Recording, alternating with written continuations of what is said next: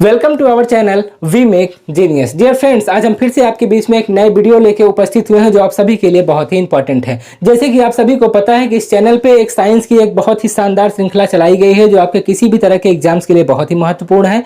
या उसी साइंस की श्रृंखला में आज का जो यह वीडियो है 7वें नंबर का वीडियो है। इस पूरे वीडियो को बहुत ही ध्यान से देखें। जैसे कि इस चैनल पर हमने 2 फिजिक्स के वीडियो, 2 केमिस्ट्री की वीडियो, 2 बायो की वीडियो अपलोड किए। उसी के सेगमेंट में आज हम अपना अगला फिजिक्स से रिलेटेड वीडियो लेके आए हैं। इसमें बताए गए 25 से 30 पॉइंट आप सभी के लिए बहुत ही महत्वपूर्ण है। इस पूरे वीडियो को बहुत ही ध्यान से देखें क्योंकि यह पूरा वीडियो आपके लिए बहुत ही बेनिफिशियल साबित होगा। तो बहुत समय ना खराब करते हुए आइए चलते हैं हम अपने वीडियो की तरफ। वीडियो में जो सबसे हमारा पहला पॉइंट है वह बहुत ही इंपॉर्टेंट है कि ध्वनि तरंगे अनुदैर्ध्य तरंगों का उदाहरण होता है। देखिए, ध्वनि तरंगे जो होती हैं वह अनुदैर्ध्य तरंगों का उदाहरण होता है, जबकि प्रकाश तरंगे उदाहरण है। देखिए यहाँ पे एक चीज तो यहाँ पे हम बता रहे हैं, उसी के साथ ही साथ उसी से रिलेटेड हम एक क्वेश्चन भी पुटअप कर रहे हैं। इस प्रश्न को आप समझिए। ध्वनि तरंगे अनुदैर्ध्य तरंगों का उदाहरण है। ठीक है, ध्वनि तरंग जो है वह अनुदैर्ध्य तरंगों का उदाहरण है, जबकि प्रकाश तरंगे उदाहरण है। यह किस चीज का उदाहरण है? तो इसका जवाब होगा अनुप्रस्थ तरंगों का। अनुप्रस्थ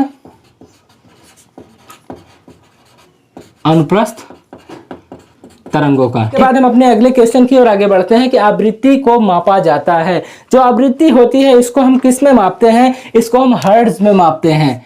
हर्ट्ज, जिसे अंग्रेजी में HZ से दर्शाते हैं। ठीक है, आवृत्ति को हम हर्ट्ज से नापते हैं, जिसको अंग्रेजी में H और Z लिख के दर्शाते हैं। अब इसी की श्रृंखला में हम अपने अगले पॉइंट की ओर आगे बढ़ते हैं कि ध्वनि का वेग होता है। ठीक है, जो ध्वनि होती है उसका वेग होता है। यहाँ पे उसी से रिलेटेड 3 प्रश्न आपको बताए गए हैं। तीनों प्रश्नों को आप समझिए और इसको याद भी रखिए क्योंकि इस तरह के क्वेश्चन एग्जाम्स में अधिकतर पूछे जाते हैं। ठीक है, ध्वनि का वेग होता है, हवा में कितना वेग होता है इसका। ठीक है, इसे आप ध्यान रखिएगा कि ध्वनि का जो हवा में वेग होता है वह 332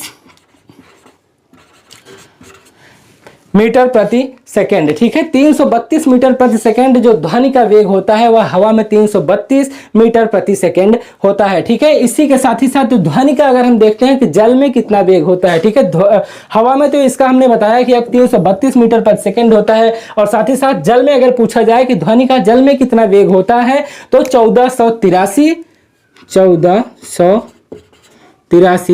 मीटर प्रति सेकंड। आप इमेजिन करिए कि कितनी तेज स्पीड होती है हवा में। अगर ध्वनि की स्पीड की बात की जाए तो 332 मीटर प्रति सेकंड, और जल में अगर बात की जाए तो 1483 मीटर प्रति सेकंड। और अगर जब लोहे में बात की जाए कि ध्वनि का लोहे में किस तरह से जो वेग होता है वह कितना होता है तो 5130 मीटर प्रति सेकंड होता है। ठीक है, जो लोहे में इसका होता है 5130 मीटर प्रति सेकंड। इसे आप ध्यान रखिएगा कि 5130 मीटर प्रति सेकंड हमारा लोहे में ध्वनि का वेग होता है। इसको हम एक बार फिर से आपको दोहरा के बता देंगे। ध्वनि का वेग होता है हवा में 332 मीटर प्रति सेकंड, जबकि जल में 1483 मीटर प्रति सेकंड, और लोहे में 5130 मीटर प्रति सेकंड होता है। ठीक है, इसके बाद हम अपने अगले पॉइंट पे चलते हैं जो कि ध्वनि से ही रिलेटेड है कि ध्वनि का वेग पर दबाव। जो ध्वनि का वेग पर दबाव का कोई प्रभाव पड़ता है या नहीं, या हाँ ना में आपको जवाब देना है कि ध्वनि का वेग पर दबाव पर प्रभाव पड़ता है कि नहीं पड़ता है। तो इसका जवाब है हमारा नहीं पड़ता है। ठीक है, इसको आप ध्यान रखिएगा कि ध्वनि का वेग पर दबाव का कोई प्रभाव नहीं पड़ता है। इसे आप ध्यान रखिएगा कि ध्वनि का वेग पर दबाव का कोई प्रभाव नहीं पड़ता है। इसी से रिलेटेड हम अपने अगले पॉइंट की ओर आगे बढ़ते हैं कि ध्वनि की चाल तरंग दैर्घ्य एवं आयाम पर निर्भर करती है कि नहीं। देखिए, प्रश्न को आप समझिए कि प्रश्न में हमसे पूछा क्या जा रहा है, या हाँ या ना में इसका जवाब देना है। इसको आप समझिए कि ध्वनि की चाल होती है तरंग दैर्घ्य एवं आयाम पर निर्भर करती है कि नहीं करती है। इसका जवाब है हमारा नहीं करती है। ठीक है, इसे आप ध्यान रखिएगा कि जो ध्वनि की चाल होती है तरंग दैर्घ्य एवं आयाम पर निर्भर नहीं होती है, वह नहीं करती है। ठीक है, इसके बाद हम अपने अगले पॉइंट की ओर आगे बढ़ते हैं कि एक माध्यम से दूसरे माध्यम में जाने पर ध्वनि की आवृत्ति बदलती है कि नहीं बदलती है। ठीक है, ध्वनि अगर एक माध्यम से दूसरे माध्यम में ध्वनि का अगर स्थानांतरण होता है तो वह उसकी जो आवृत्ति होती है तो वह बदलती है कि नहीं बदलती है। तो इसका जवाब भी होगा कि वह नहीं बदलती है। ठीक है, इसे आप ध्यान रखिएगा। इसका भी जवाब हमारा हो गया कि एक माध्यम से दूसरे माध्यम में जाने पर ध्वनि की जो आवृत्ति होती है वह कतई नहीं बदलती है। यहाँ पे देखिए 3 पॉइंट हमने आपको बताया, तीनों पॉइंट आप ध्यान रखिएगा कि ध्वनि का वेग पर दबाव का कोई प्रभाव नहीं पड़ता है। इसे आप ध्यान रखिएगा। उसके साथ ही साथ ध्वनि की चाल जो तरंग दैर्घ्य एवं आयाम पर निर्भर नहीं होती है और एक माध्यम से दूसरे माध्यम में जाने पर ध्वनि की आवृत्ति भी नहीं बदलती है। ठीक है, इसके बाद हम अपने अगले प्रश्न पर चलते हैं कि 20 हर्ट्ज के नीचे आवृत्ति वाले तरंगों को क्या कहा जाता है। 20 हर्ट्ज आवृत्ति के नीचे वाले तरंगों को हम क्या कहते हैं, यह बहुत ही इंपॉर्टेंट है। इसको हम अवश्रव्य तरंगे कहते हैं। ठीक है, अवश्रव्य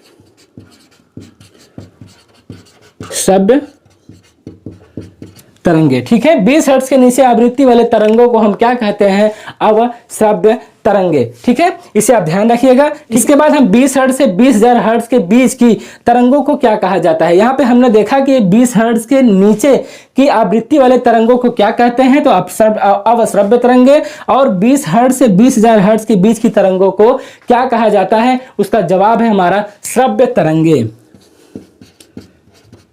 श्रव्य तरंगे, इसे आप ध्यान रखिएगा। देखिए हम बार बार इसको दोहरा रहे हैं, आप भी इसको समझने का प्रयास करें कि 20 हर्ट्ज के नीचे आवृत्ति वाले तरंगों को क्या कहा जाता है, इसको कहा जाता है अवश्रव्य तरंगे।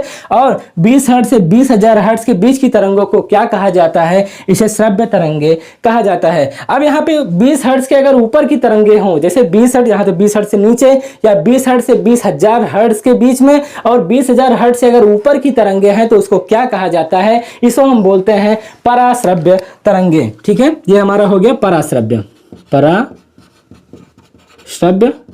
तरंगे।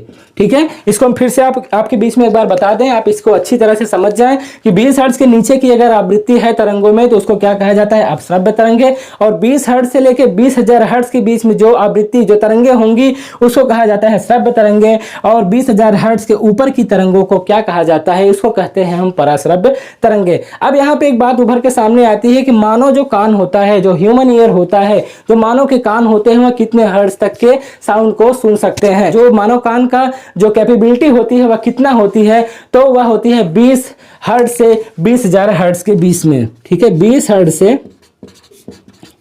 20,000 हर्ट्ज के बीच में। ठीक है, मानव जो कान होता है, जो ह्यूमन ईयर होता है, वो 20 हर्ट्ज से लेके 20,000 हर्ट्ज के बीच के साउंड को सुन सकता है। ठीक है, अब यहाँ पे एक और पॉइंट है कि अगर इससे ज्यादा जो साउंड होता है क्या उसको कोई और सुन सकता है। उसे से रिलेटेड हमारा अगला पॉइंट है कि कुत्ता, बिल्ली एवं चमगादड़ जो होते हैं, जो कुत्ता, बिल्ली और चमगादड़, ये इस तरह के जो प्रजातियां होती हैं वह 20,000 हर्ट्ज के ऊपर की तरंगों को भी सुन सकते हैं। इसे आप ध्यान रखिएगा कि ये जो है 20,000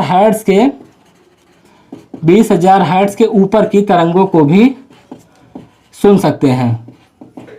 ठीक है, कुत्ता, बिल्ली एवं चमगादड़ ही एक ऐसी प्रजातियां हैं, एक ऐसी जीव हैं जो 20,000 हर्ट्ज के ऊपर की तरंगों की अनुभूति कर सकते हैं, उसे आसानी से सुन सकते हैं। ठीक है, इसके बाद हम अपने अगले पॉइंट की ओर आगे बढ़ते हैं कि समुद्र की गहराई। ठीक है, जो समुद्र की गहराई होती है और ट्यूमर का पता लगाने के लिए वायुयान तथा घड़ियों के पुर्जों को साफ करने में प्रयोग किया जाता है। देखिए इसे आप ध्यान रखिएगा कि समुद्र की जो गहराई होती है ट्यूमर का पता लगाने के लिए, वायुयान तथा घड़ियों के पुर्जों को साफ करने के लिए किसका प्रयोग किया जाता है, तो इसका जवाब है हमारा पराश्रव्य तरंगों का, पराश्रव्य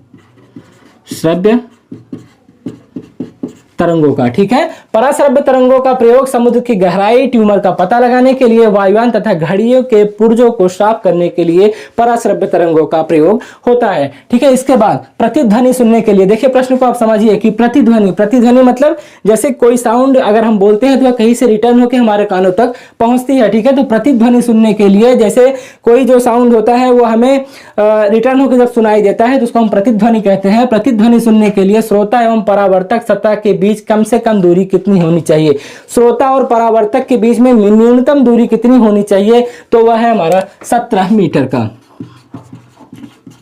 ठीक है, 17 मीटर का। इसके बाद हम अपने अगले पॉइंट की ओर आगे बढ़ते हैं कि लोलक का जो आवर्तकाल होता है, ठीक है, जो लोलक होता है उसका जो आवर्तकाल होता है लोलक के द्रव्यमान पर निर्भर होता है कि नहीं होता है, यह हमारा पॉइंट है। ठीक है, लोलक का जो आवर्तकाल होता है वह लोलक के द्रव्यमान पर निर्भर होता है कि नहीं, तो इसे आप जानते रहिए कि लोलक का जो आवर्तकाल होता है लोलक के द्रव्यमान पर निर्भर नहीं होता है। ठीक है, नहीं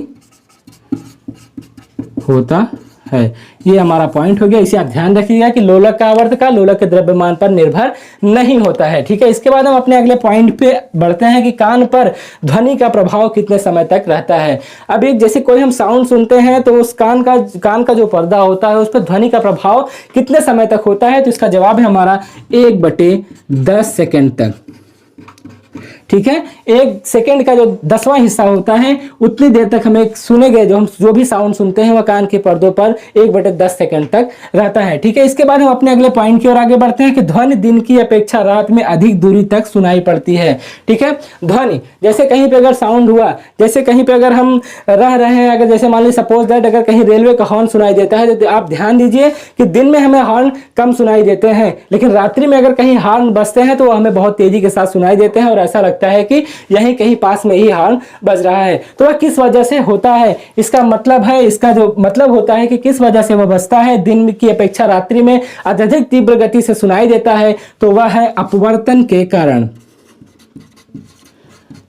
अपवर्तन के कारण। ठीक है, ध्वनि की अपेक्षा जो ध्वनि दिन की अपेक्षा रात में अधिक दूरी तक सुनाई पड़ती है, किस वजह से, अपवर्तन के कारण। दूरी मापने की सबसे बड़ी इकाई, जो दूरी मापने की जैसे छोटी इकाई हम सेंटीमीटर, फिर मीटर, फिर किलोमीटर, फिर उसके बाद अगर सबसे बड़ी दूरी की जो इकाई होती है उसको हम किस वजह से नापते हैं, किस मेजरमेंट से उसको आंका जाता है, तो वह है पारसेक।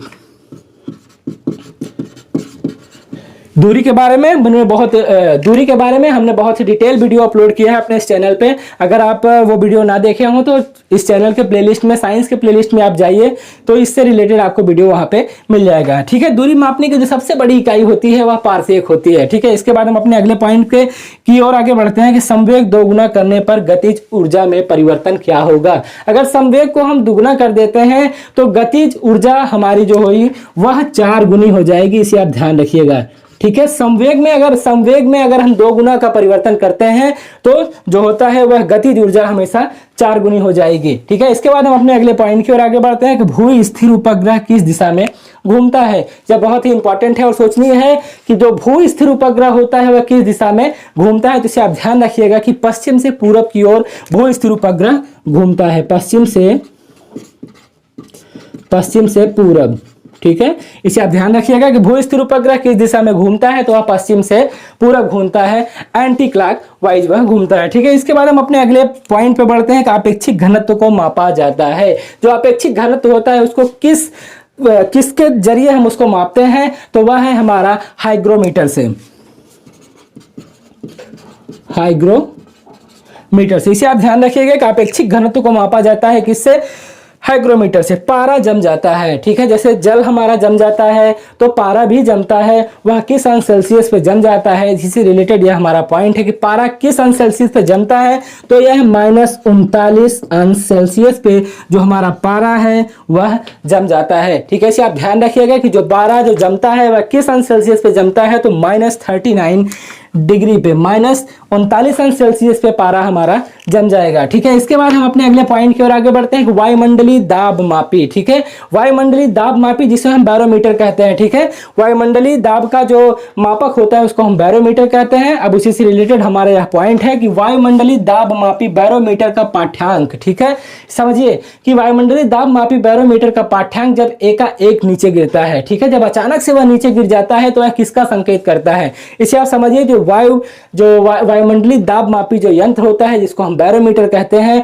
अगर उसका जो पाठ्यांक है, अगर उसका जो सूचित करता है, अगर वह अचानक से एक बैग नीचे गिर जाता है तो यह आंधी का सूचक होता है कि मतलब अब आंधी आने वाली है। ठीक है, अगर वायुमंडलीय दाब मापी बैरोमीटर का पाठ्यांक एकाएक नीचे गिरता है तो आंधी आने की पॉसिबिलिटी बहुत ज्यादा हो जाती है। अब जब धीरे धीरे नीचे गिरता है तो क्या होता है, देखिए यहाँ 2 तरह की स्थितियां हुई कि जो बैरोमीटर है उसका अगर जो पाठ्यांक है वह अचानक से नीचे गिरता है तो आंधी आने की पॉसिबिलिटी हो गई, और जब यही धीरे धीरे करके गिरता है तो वर्षा होने की अत्यधिक संभावना हो जाती है, वर्षा की संभावना।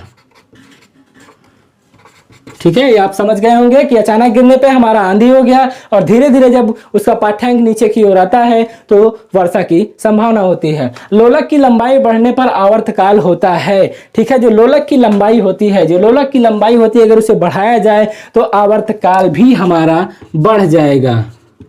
बढ़ जाता है। ठीक है, इसे आप ध्यान रखिएगा कि लोलक की अगर लंबाई हम बढ़ाते हैं तो आवर्तकाल भी उसका बढ़ जाएगा। इसके बाद ठोस से ऊष्मा का संचरण होता है। जो ठोसों में जो ऊष्मा का संचरण होता है वह किस विधि के द्वारा होता है, तो उसको कहते हैं चालन विधि से।